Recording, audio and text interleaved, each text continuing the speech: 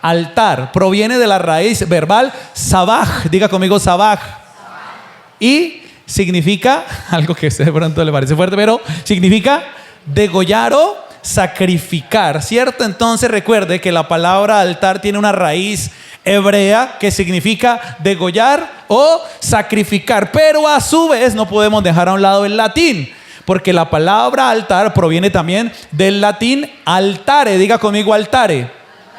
¿Y qué significa? Plataforma elevada. Entonces podemos concluir con los dos significados, las dos raíces de la palabra altar, que el altar es una plataforma elevada. Ahí tenemos más o menos un ejemplo de fondo que se hacía normalmente de piedra, y sobre esa plataforma elevada, ¿qué se hacía? Se degollaba o se sacrificaba algún animal delante de una deidad. En el caso de los judíos o los hebreos, delante del Dios Todopoderoso, el Dios verdadero. Estamos hasta ahí, iglesia preciosa del Señor. Entonces ese es un altar, un lugar elevado donde se sacrificaba, se degollaba para Dios. Ahora, la palabra altar o el primer altar mencionado en la Biblia, es bastante curioso este dato. Usted lo va a encontrar después del diluvio universal. La primera vez que se habla de un altar erigido o levantado a Jehová Dios. Génesis 8 del 20 al 21 dice: y edificó Noé un altar a Jehová. ¿A quién edificó el altar? A Jehová, ¿cierto? Y tomó de todo animal limpio, ojo a eso, y de toda ave limpia, y ofreció holocausto en el altar. Y percibió Jehová como ¿qué?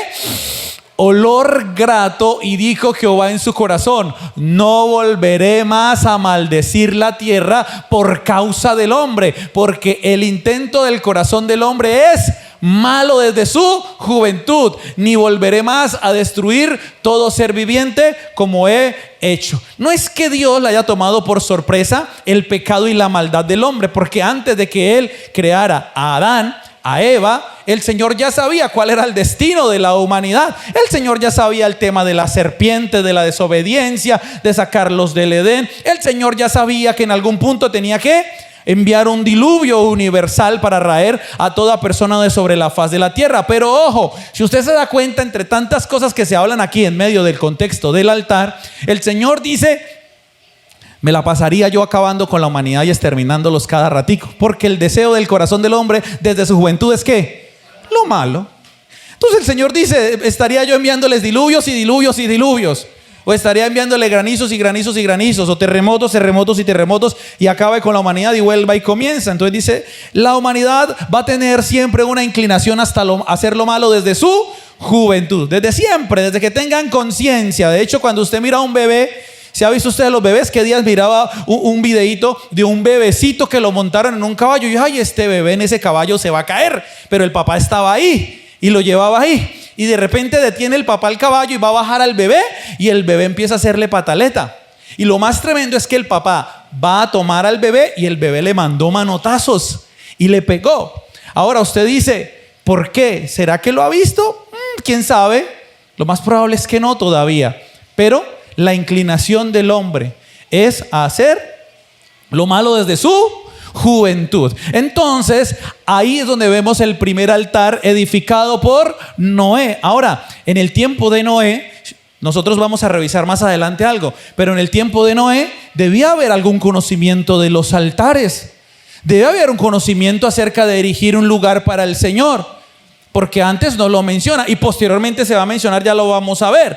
Pero lo que llama la atención no solamente es que erigió un altar o levantó un altar después del diluvio, después de que pasó todo el tema de que el agua se detuvo y el agua descendió y por fin encalló el arca ya en el Ararat, en el monte Ararat, y luego salieron y sacó de todos los animales, pero ofreció animales limpios, animales puros, ojo a esto, animales limpios. Y estos animales limpios fueron delante del Señor, de Jehová Dios, como olor grato. Ahí ya nos estaba enviando una señal el Señor, y no pierda de vista esto. Listo, no lo pierda de vista, que más adelante va a tener un amarre con lo que el Señor nos quiere hablar. Pero tenía Noé una conciencia ya que no venía del hombre, de que al Señor se le ofrecía lo limpio. Esto recuerda un poquitico un sacrificio o más que un sacrificio, pues fue la entrega más bien de Abel al Señor de la ofrenda. Dice que trajo de lo mejor de la ofrenda. Y ahí es una señal que nos está mandando el Señor a través de eso. Entonces téngalo en cuenta, por favor, que la palabra altar significa plataforma elevada donde se sacrificaba un animal para el Señor, y el primer altar mencionado en la Biblia lo hizo Noé, por lo menos el que se menciona, ¿no? Ahí en las escrituras. Y esto fue después del gran diluvio universal. El altar de bronce, y tengo como paréntesis Dios, porque el anterior fue edificado, lo que se entiende, por voluntad de Noé, ¿cierto? Por su propia voluntad, él erigió, levantó un altar delante del Señor y ofreció sus animales. Pero más adelante vamos a ver algo bien interesante: el altar de bronce que Dios mismo fue el que mandó a construir y a hacer. Este ya no era, vamos a decirlo así, tan artesanal o tan rústico, mejor, porque artesanal sí era. Más bien, no era tan rústico, ¿cierto? No era solamente levántenme unas piedras y ya. Este que Dios mandó a hacer, hablando ahorita del orden precisamente, lo mandó a hacer con unas medidas específicas, de unos materiales específicos y también para una labor específica. Éxodo 27 del 1 al 2, los que alcancen a leer, y arriba también lo tienen en el televisor, dice: harás también un altar de madera de acacia, de 5 codos de longitud y de 5 codos de altura. Será cuadrado el altar y su altura de 3 codos. Y le harás cuernos, su altura de 3 codos, y le harás cuernos en sus 4 esquinas. Los cuernos serán parte del mismo y lo cubrirás de bronce. ¿Cuántos conocen la madera de acacia? Yo tampoco la conozco, la madera de acacia. Yo no tengo ni idea qué es la madera de acacia. No conozco, no he trabajado con madera nunca. Lo más que conozco es el balso, el cedro, mi hermano bello y querido, el cedro que todos conocemos, y el balso, porque con el balso usted hace las tareas de sus hijos, y usted sabe que eso es lo más frágil que puede ver. Haga de cuenta un bracito de Joan, frágil, se puede romper en cualquier momento, se puede quebrar, es frágil el balso. El cedro, el palo de guayabo, dice uno, ¿no? Cuando uno hacía los trompos mismos, porque en la edad de uno, ¿quién hizo trompo? Los que hicimos trompos, los que por ahí botaban una cama y con la parte de arriba de la cama hacíamos trompo, luego le poníamos la puntilla y luego le hacíamos roma y luego a jugar trompo. Esas son las maderas que uno conocía: la de la cama, el balso y el cedro. Mi papá conoce algo de madera porque él trabajó un poco con tacones en la época dorada de los tacones, aunque todavía se hacen. Pero la madera de acacia era una madera especial, tenía unas medidas, unas longitudes especiales, debía ser cubierto de bronce. Ahora les explico un poco más para los que han leído y conocen y saben. Este altar se construyó y luego se colocó en un lugar llamado el tabernáculo de reunión, que era como una especie de campamento que se levantaba y se colocaban unas telas alrededor de él en una parte bastante grande, mucho más grande, quizás el doble o 4 veces esta casa, para que nadie mirara qué sucedía adentro. Allá adentro también se hacía como una tienda ya con techo que se llamaba el lugar santo, luego un velo gruesísimo para pasar al lugar santísimo. Pero antes de entrar allá, a esa casita, a esa choza, a ese campamento que se hace dentro del tabernáculo de reunión, había afuera otros elementos. Uno de esos elementos era el altar de bronce, y en ese lugar, ¿qué se hacía? Se sacrificaban animales para el Señor. Desde el tiempos adámicos, desde tiempos de Noé, se empezaron a presentar ofrendas al Señor. Pues entonces van a presentarlas como yo digo y como yo mando, en ese lugar, en ese altar, de madera, de madera, de madera. Se sacrificarán ahora los animales que van a colocar para mi sacrificio. Y también había un lugar llamado el lavacro, que era como una especie de fuente hecha de bronce refulgente, es decir, que fuera como un espejo. ¿Para qué? Para que luego de que el sacerdote sacrificara el animal se pudiera lavar y limpiar, porque luego debía subir y entrar en la tienda llamada el lugar santo, y si iba a entrar al lugar santísimo una vez al año, pues más debía entrar supremamente limpio. Pero en ese altar de bronce de madera que Dios mandó a hacer, se sacrificaba. Ahora, ¿recuerdan que Noé sacrificó animales limpios o inmundos? limpios, ¿cierto? El Señor entonces empezó a establecerle normas más claras. Ok, si me vas a sacrificar bueyes, vacas, ovejas, machos cabríos, deben ser de tal edad, deben ser limpios, no deben tener ni siquiera un solo defecto físico. No me vas a sacrificar la oveja que tiene la pata quebrada, que le falta un ojo, que está toda chirosa, que está llena de gusanos. No, me vas a sacrificar entonces lo mejor de lo mejor. Me lo vas a presentar a mí en ese altar de bronce. ¿Y qué sucedía con ese sacrificio? Pues ese sacrificio era una manera de cubrir los pecados del pueblo de Israel. Así era como se hacía. Recuerden que las personas poco o nada conocían un término llamado oración, porque esto era solamente una tarea de los sacerdotes que sacrificaban en ese altar. Los únicos que podían hacerlo eran los sacerdotes. Ellos tenían ese respaldo divino también de parte del Señor, pero escuchen este dato interesante que quiero que también lo guarden y lo atesoren ahí. Escúchenme por favor, iglesia. Los sacerdotes podían comer de lo sacrificado en el altar. Ojo a esto. Los sacerdotes tenían derecho de comer lo sacrificado en el altar. Solamente que tenían un tiempo específico para hacerlo. Pero en ese tiempo específico, el Señor les decía: ustedes que trabajan en el altar, coman del altar. Lo que se sacrifique en ese altar de bronce, pero hecho de madera en el fondo, será para que ustedes también coman de allí. Escuche, porque eso tiene una connotación bien interesante. Lo que se sacrificaba ahí era santo para Dios. Era guardado para el Señor, era apartado para Dios. Pero ¿por qué ellos lo ingerían? La ingesta, el comer este animal, tiene un significado muy profundo y muy especial que más adelante lo vamos a ver. Pero era un privilegio, hermanos. Escuchen, un privilegio que pudieran comer de esas cosas tan sagradas que se sacrificaban en ese lugar. Yo sé que allá afuera estaba la ovejita y pastaba y la arreglaban y la escogían de lo mejor de lo mejor. Hasta allá fue una ovejita. Pero cuando se traía y se sacrificaba en el altar, ya era algo especial. Ya era algo santificado para el Señor. Y qué privilegio que solo los sacerdotes podían comer de lo que se sacrificaba en ese altar. Ahora, viene algo mucho más interesante porque vamos avanzando.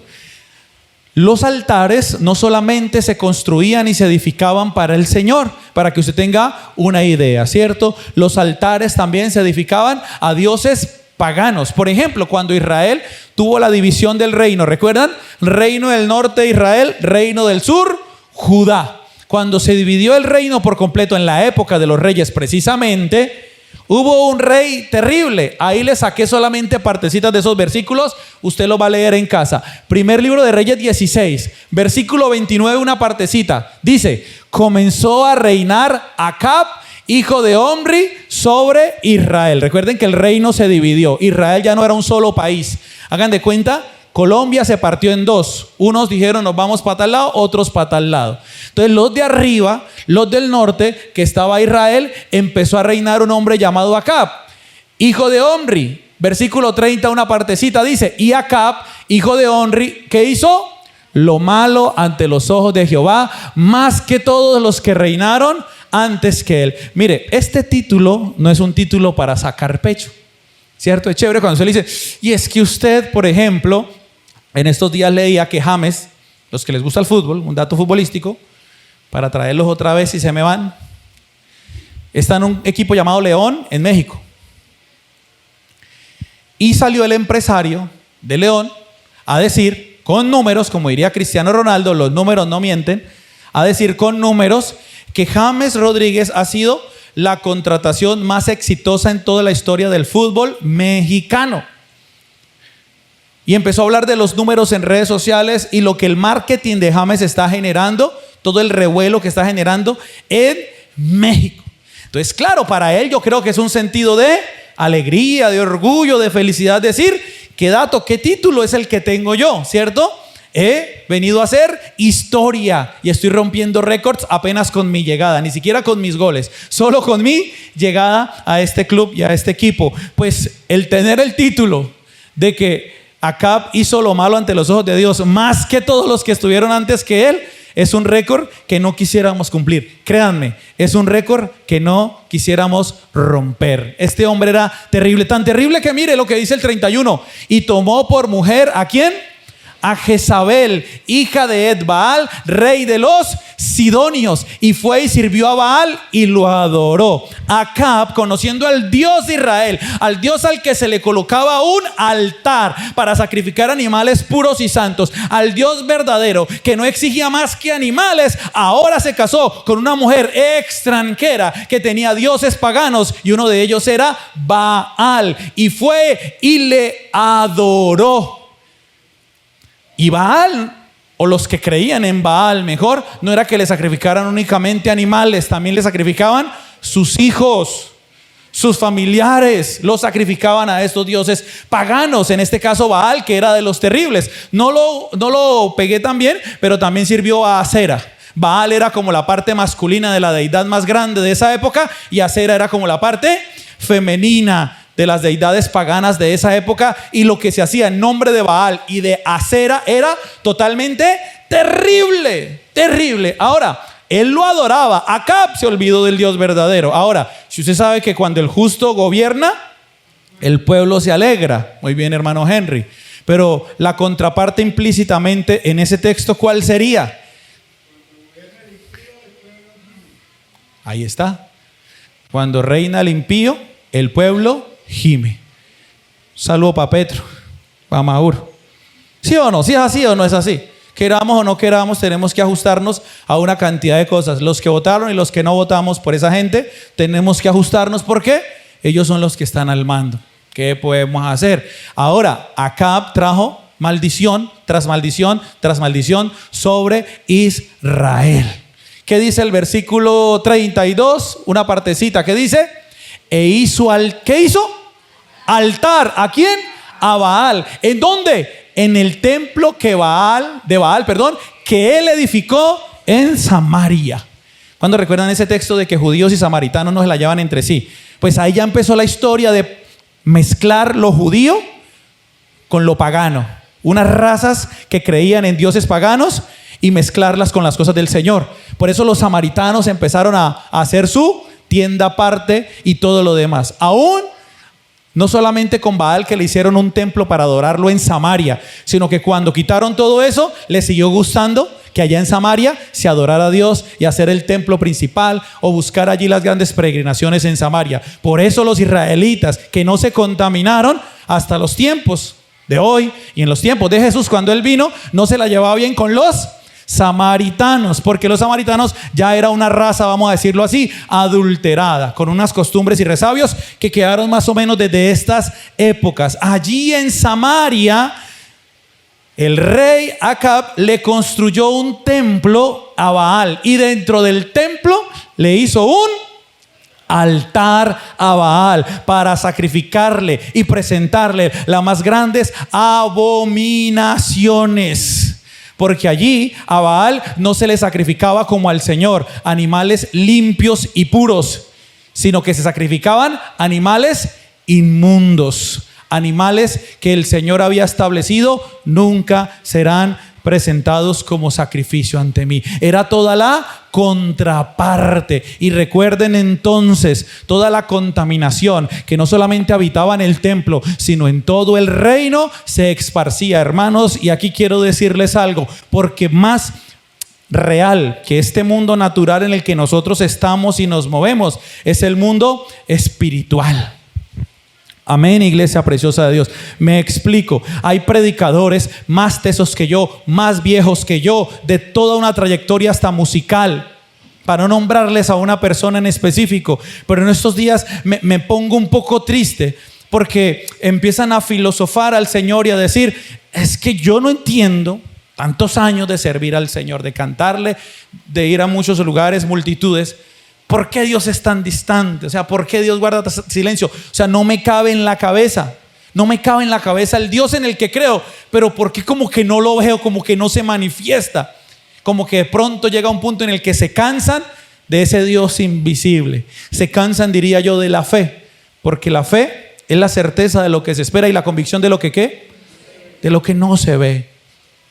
Y yo entiendo en cierta manera que uno quisiera ver manifestaciones naturales, pero créanme que hay un mundo espiritual más poderoso y eterno del que nosotros estamos viviendo aquí en la tierra, iglesia preciosa de Dios. Por eso lo que sucedía allá, bueno, si van a aplaudir, apoyen a la hermana Ruby, creo que fue la que aplaudió. Creo. Por eso, mis amados, hay un mundo espiritual, créanme, no lo vemos, pero hay un mundo espiritual que se mueve a partir del altar de Baal. Todos los demonios, principados y potestades de Satanás se mueven a través de sus títeres. Y uno de sus títeres son los ídolos. Y uno de sus ídolos fuertes de esa época era Baal. Y ahí empieza a manifestarse el enemigo por todo el reino, por toda la casa que le construyeron y por todos los hogares de los israelitas de la época. Pero demos un salto maravilloso ahora al Nuevo Testamento. Vamos a ver si sí, no me devolví.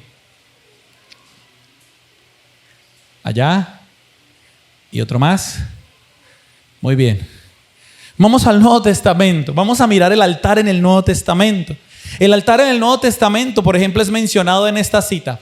Mateo 5, 23 y 24 dice: por tanto, si traes tu ofrenda al altar y allí te acuerdas de que tu hermano tiene algo contra ti, deja allí tu ofrenda delante del altar y anda, reconcíliate primero con tu hermano y entonces ven y presenta tu ofrenda. Cuando tú lees el altar mencionado en la época del Señor Jesús, ya tenía una connotación algo diferente, algo distante de la que nosotros conocíamos. El altar allí en el templo era utilizado sobre todo ya para presentar ofrendas monetarias. Si ustedes ven ese dibujito, sí era así más o menos, unas especies de jarrones especiales, y unas de esas eran especiales de las mujeres también. Por eso la ofrenda también de la viuda la puse ahí como fondo, porque estas mujeres traían la ofrenda a esos lugares. Entonces ya la connotación que Jesús utiliza de la ofrenda en el Nuevo Testamento, utilizando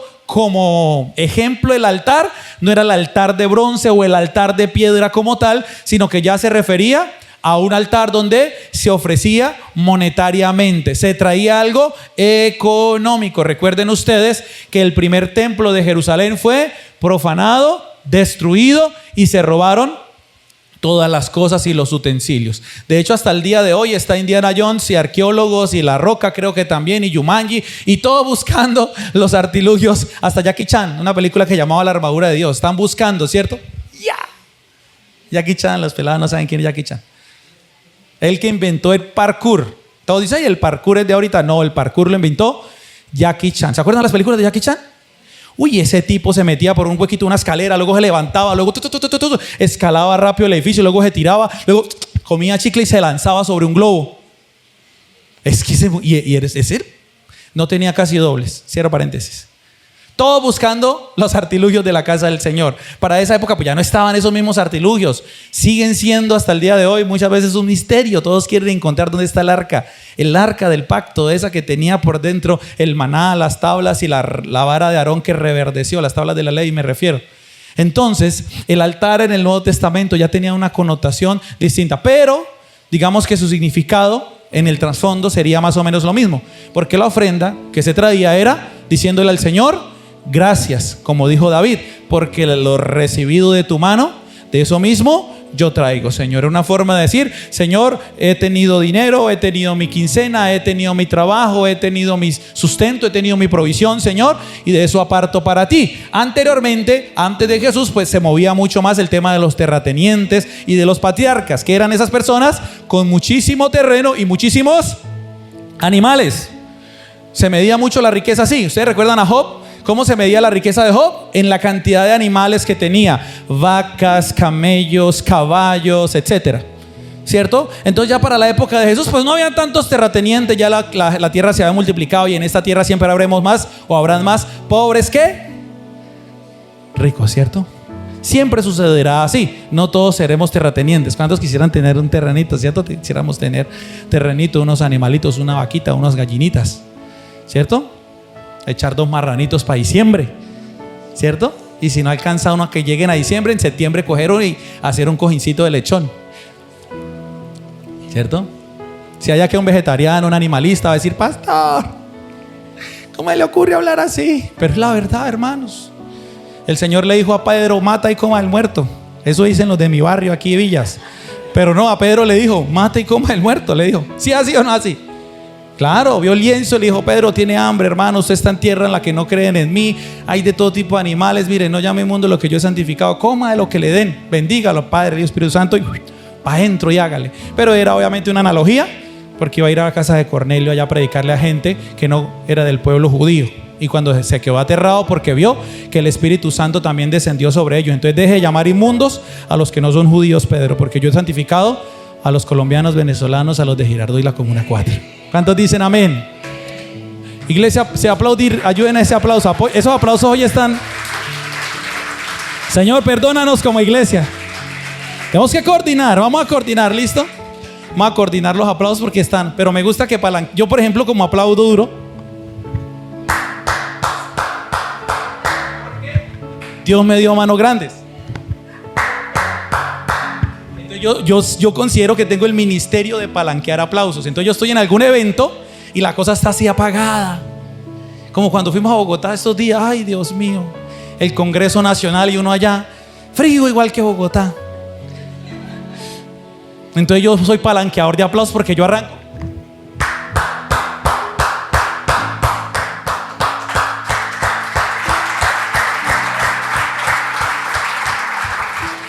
Así hago en las reuniones. Entonces vamos a coordinar, listo. Cuando se escucha, aunque sea, ya arrancan todos, ¿listo? Vamos a coordinar, listo, iglesia. Vamos ahora al pasaje bíblico con el que vamos a darles el amarre a todo esto, ¿listo? Que es el pasaje bíblico que está en Hebreos. Si usted me puede acompañar en el capítulo 13, versículo del 7 al 14. Hebreos.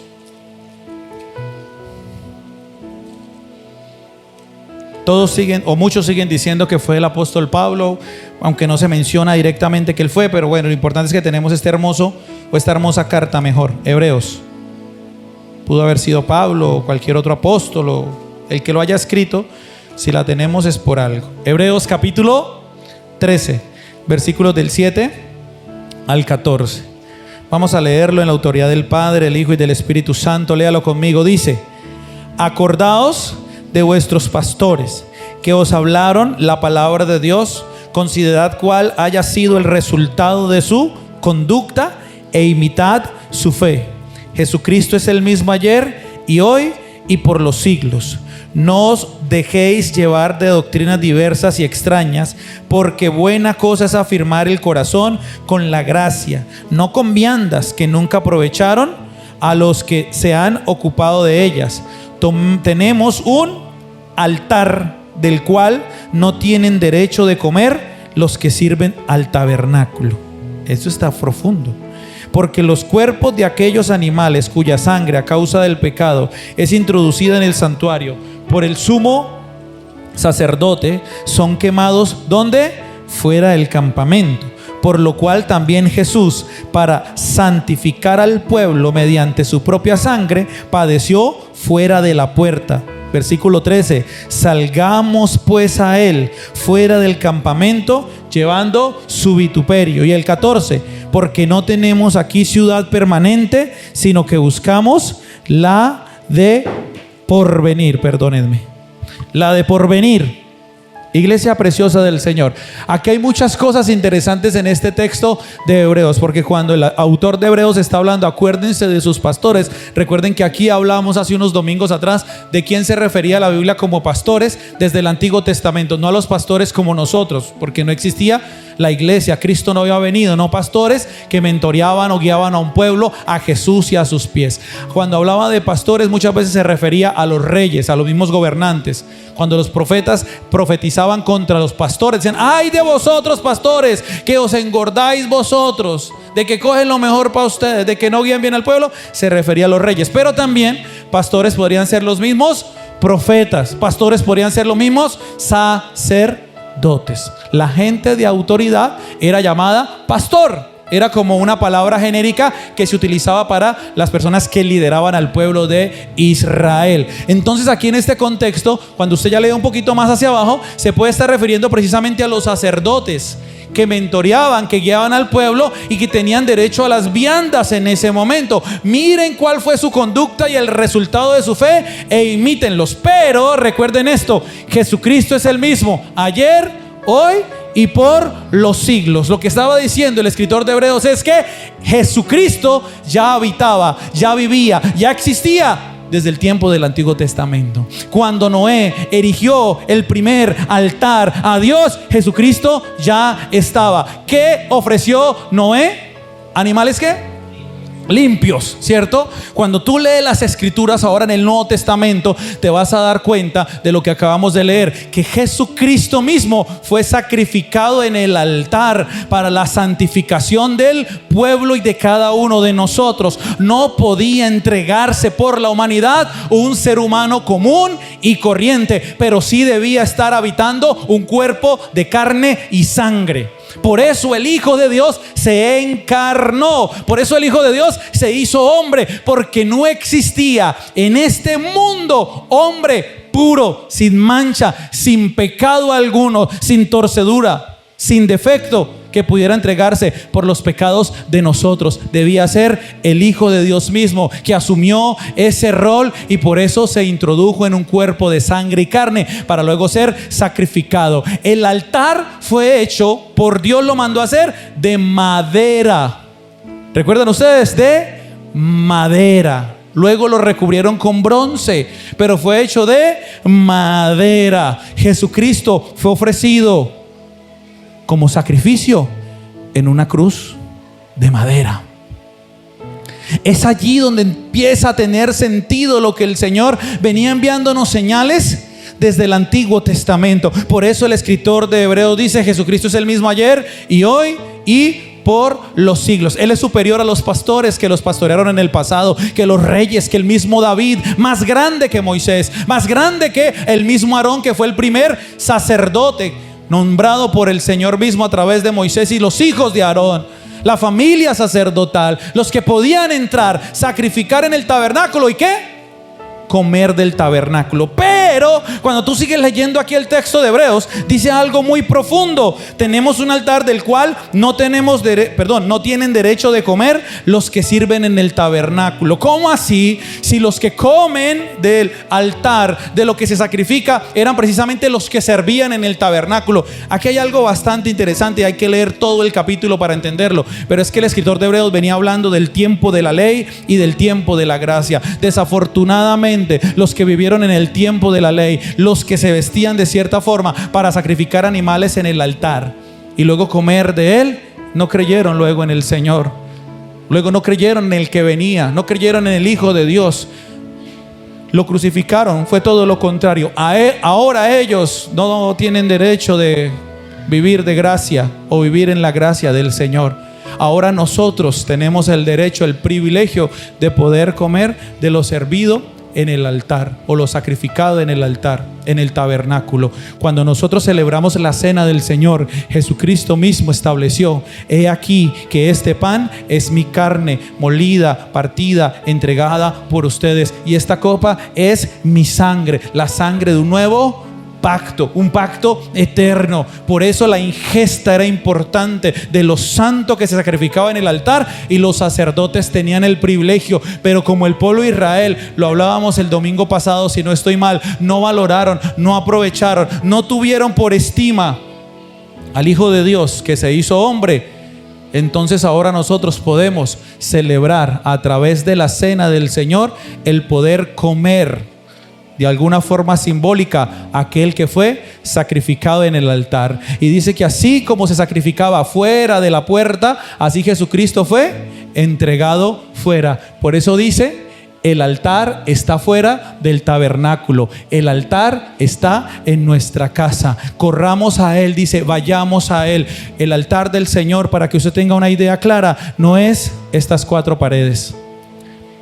Este lugar, como se los dije al inicio, es un lugar de respeto. Es un lugar que tiene una connotación, digamos, espiritual y de santidad. Pero hoy el Señor nos quiere mandar una señal a nosotros. En ese entonces era exclusividad de ciertas personas poder entrar al tabernáculo, sacrificar y comer de lo sacrificado. Hoy el Señor nos dice, el altar está afuera. Hoy el Señor nos dice, salgamos pues al encuentro de aquel que se sacrificó en el altar. ¿Qué nos está diciendo el Señor para ser más explícitos con ustedes, iglesia, familias, hogares? Que el altar del Señor está en nuestras casas. Está donde nosotros vayamos a buscar al Señor. Ya no hay un lugar específico, ya no hay un punto específico. Ya usted va y se encuentra allí con el Señor. ¿Cuál es el lío? Y lo digo es con respeto, pero es claridad a los que participamos de la Iglesia Católica Romana. ¿Cuál es el lío? El lío es que es ese lugar y no hay nada más. El lío es que hay un lugar, no sé cómo se llama, ustedes me recordarán, donde se guardan las hostias. Y que usted al pasar allí tiene que hacerse de rodillas porque allí está el Santísimo. Ya a ustedes les conté la anécdota de mi hermano, porque él nunca más volvió a ir a la iglesia católica cuando íbamos de niños, o no le gustaba ir, porque él iba pasando en pleno de la misa, pero un joven niño inocente, y sigue siendo inocente el Señor. El cura creo que le dijo con micrófono, se devuelve y se arrodilla. Y no conocíamos nada del Señor, ni mucho menos. Íbamos a esa iglesia, era lo que conocíamos, era nuestra vida, nuestra religión, qué sé yo. Y él lo hizo, pero ya no volvió a ser de la misma manera, porque tenemos ese concepto de que el Señor es un Señor de espacios y de ciertos lugares. Hermanos, yo quiero decirles a ustedes, preparen sus casas para el altar familiar. Que en sus casas se erija una plataforma de adoración al Señor. ¿Cuánto le dan un aplauso al Señor en esta mañana preciosa?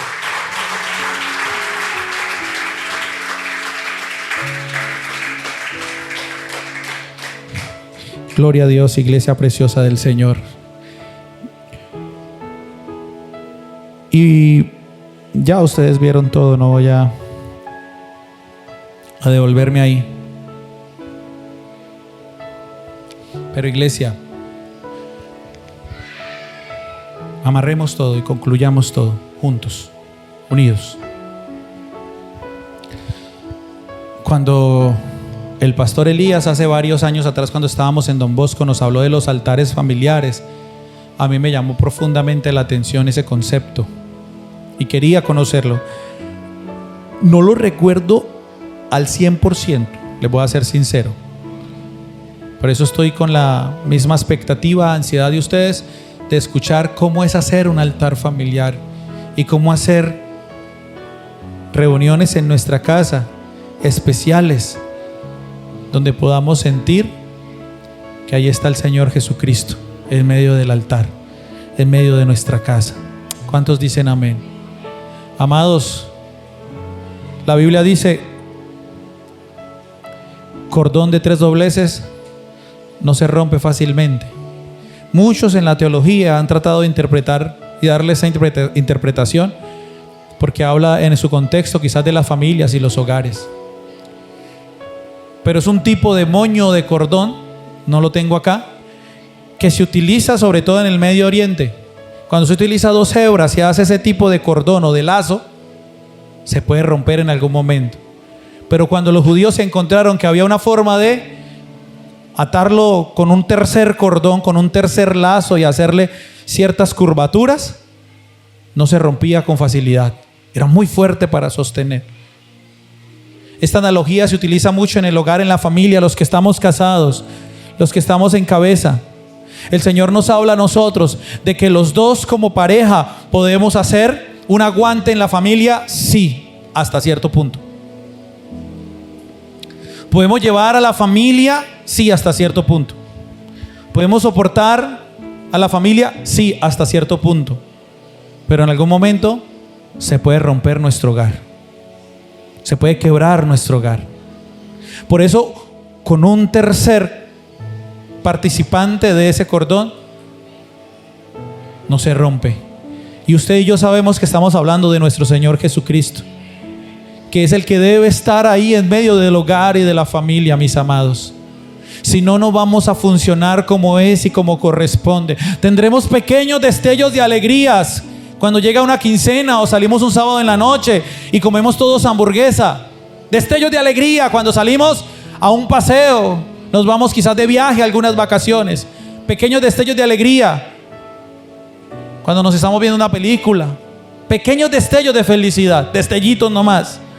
Pero cuando el Señor está sentado en el altar de la casa, está allí como principal, como prioridad en el hogar, déjenme decirle que ya no serán pequeños destellos de alegría y de felicidad. Ya no serán pequeños impulsos de ir hacia adelante. Ya el Señor estará ahí para fortalecernos y guiarnos, como dijo el apóstol Pablo. En abundancia y en escasez. Utilizamos esa cita. Yo la utilizo.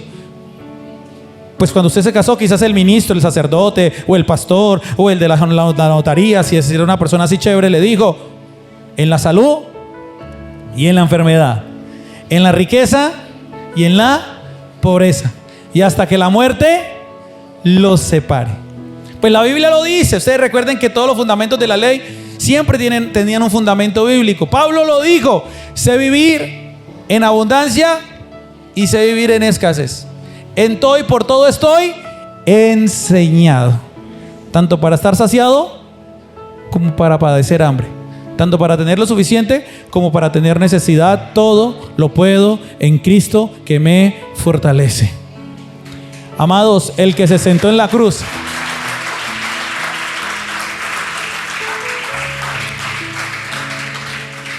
dos salsitas le voy a echar en el arroz, sierva.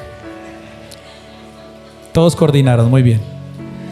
Amados, el que en una cruz fue entregado, sacrificado por todos y cada uno de nosotros, va a estar en nuestra casa y en nuestro hogar. Va a estar en nuestra familia. Va a estar en medio de nosotros. ¿Cuántos quieren darle ese lugar a Jesús que reine? Hermanos, vayamos preparando el terreno entonces en nuestra casa. Vayamos preparando el terreno, seamos inteligentes. Si usted llega el domingo ese 23, después de culto, la pelada está maquillándose para salir a comer helado de Megamol. El pelado está echándose la gel para salir a no sé qué. El otro está encerrado jugando lo suyo. Y usted llega: bueno, a partir de ahora un altar es lo que vamos a hacer aquí. Afuera el diablo, huete, antorchas, cadenas, fuera Satanás. Y aquí vamos a hacer es un altar, porque aquí va a reinar es Jesucristo, nuestro Señor y Salvador. Difícilmente de una vez van a decir todos: caigamos de rodillas y satúrame, Señor, con tu espíritu. Pero si usted desde ya empieza a abonar el terreno para marzo, para cuando usted reciba ese altar familiar, pues ese día puede traer a su familiar acá. Dígale: vamos, que nos van a dar es un taller teórico práctico. Va a ser una clase espectacular. Viene un pastor invitado. Usted va a tener unos resultados especiales de parte del Señor. El pastor Elías, no me quiero adelantar, él nos dirá, pero yo sí le voy a proponer algo a usted. Puede que usted empiece a hacerlo una semana por medio, pero yo soy de los que creo que empecemos quizás dosificadas las cositas, dosificadas, hasta que se conviertan en un hábito en la casa. Yo diciendo: vamos a hacer altares todos los santos días. Pero si usted empieza a hacerlo paulatinamente, y luego usted empieza a decirles a sus hijos que participen, a sus parejas que opinen, se van a dar cuenta cómo el Señor se glorifica de una forma especial, de una forma maravillosa, iglesia preciosa de Dios. ¿Cuántos podemos ponernos sobre nuestros pies en este día?